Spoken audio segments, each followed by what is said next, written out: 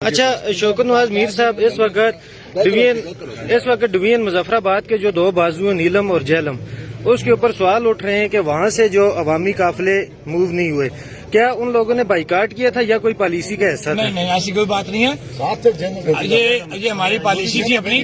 میں بتاتا ہوں کہ ہماری کچھ چیزیں ایسی ہیں جو ہم نے ہڈن رکھنی تھی۔ ظاہری بات ہم ایک لڑائی لڑ رہے تھے، ایسا بھی اور کہہ لیں کہ زمین پہ کہہ لیں بازوں سے بھی، تو اس بازوں سے مراد کے وہاں سے ڈنڈے پاڑ رہے تھے، شیلنگ ہو رہی تھی، فائرنگ ہو رہی تھی، تو ہم پتھر مار رہے تھے۔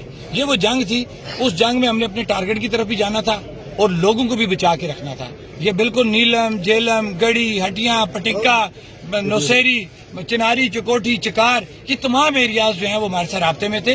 ہم نے ان کو خود روک کے رکھا ہوا تھا، اور میری انیس صاحب سے بات ہوئی تھی، میں نے کہا ویٹ کریں، جو ہی ہمیں ٹائم آپ کو میں بتاؤں گا، کیونکہ یہاں تھوڑی سی بدنظمی ہو گئی تھی جس وجہ سے میں نے ان کو روک دیا تھا۔ آپ روک جائیں، کراؤڈ اتنا بڑا ہو گیا تھا کہ ہم کراؤڈ سنبھال نہیں سکتے تھے۔ لیکن میں بار بار کہہ رہا ہوں کہ لوگوں کی جان ہمیں عزیز ہے، ہمیں کسی کے بچے کو لا کے ضائع نہیں کرنا، کسی شخص کی جان کو ضائع نہیں کرنا۔ جب ہمیں نظر آ گیا کہ ہمارا ٹارگٹ اچیو ہو گیا، ایک بہت بڑی تعداد آ گئی ہے، تو ہم نے خود ان کو پالیسی کے مطابق روکا تھا کہ آپ رک جائیں، جب ایزی ہوں گے تب آپ یہاں۔ تو یہ جو قافلے تھے یہ مرکز کی پالیسی کی وجہ سے روکے گئے تھے مختلف پوائنٹس کے اوپر؟ بالکل، اس میں کوئی ایسی بات تھینک یو۔